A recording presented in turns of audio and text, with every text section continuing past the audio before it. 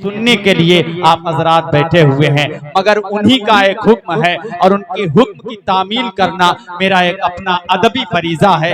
ظاہر بات ہے یہ مشاعرہ، اس مشاعرے میں کسی کی حق تلفی نہ ہو، تو زین العابدین صاحب نے مجھے ایک حکم دیا ہے کہ ہمارے درمیان اسلم قادری صاحب ایک مطلب 2 شعر پڑھنا چاہتے ہیں، تو ظاہر بات ہے یہ ان کا حکم ہے اور ان کے حکم کی تعمیل کرنا میرا فریضہ ہے۔ میں گزارش کر رہا ہوں اسلم قادری صاحب سے کہ ایک مطلب اور ایک شعر، تاکہ ان کی دل آزاری نہ ہونے پائے، پھر اس کے بعد آپ کے محبوب شاعر زین العابدین ہوں گے، آپ حضرات۔ السلام علیکم ورحمۃ اللہ وبرکاتہ۔ ماشاءاللہ میرے بڑے بھائی زین العابدین کانپوری صاحب بھی تشریف فرمائے، تمام شعراء کرام تشریف فرمائے۔ آئیے درود پاک پڑھ لیں۔ صلی اللہ علیہ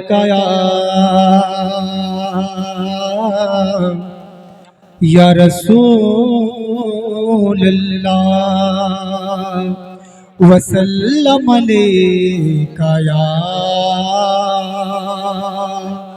حبیب اللہ۔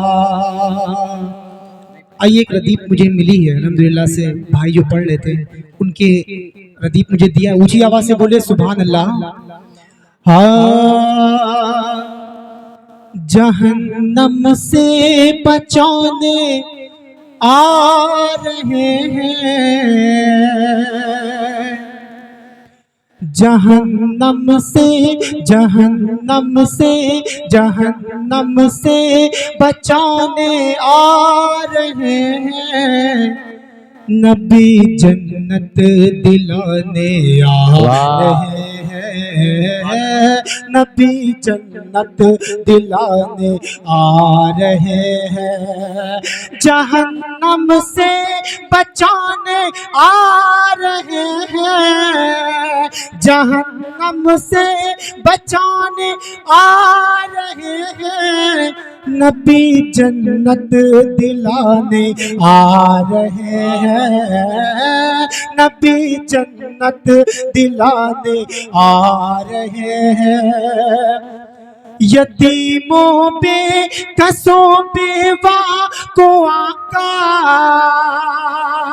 یتیموں بے کسوں بیوہ کو آقا، یتیموں بے کسوں بیوہ کو آقا، کلیجے سے لگانے آ رہے ہیں، کلیجے سے لگانے آ رہے ہیں، نبی جنت دلانے آ رہے ہیں۔ اس کلام میں جین البھائی کا بھی ایک شعر ہے، اونچی آواز سے بولے سبحان اللہ۔ ایک مرتبہ دونوں ہاتھوں کو لہرا کے بول دیں یا رسول اللہ۔ دعائیں کرتے کرتے تھک گئے جو، اور جہاں پہ اللہ کے ولی آرام فرما ہوتے نا، جب کوئی بیمار آتا ہے تو شفا ضرور ملتی ہے، اونچی آواز سے بولے سبحان اللہ۔ دعائیں کرتے کرتے تھک گئے جو، دعائیں کرتے کرتے تھک گئے جو، شفا طیبہ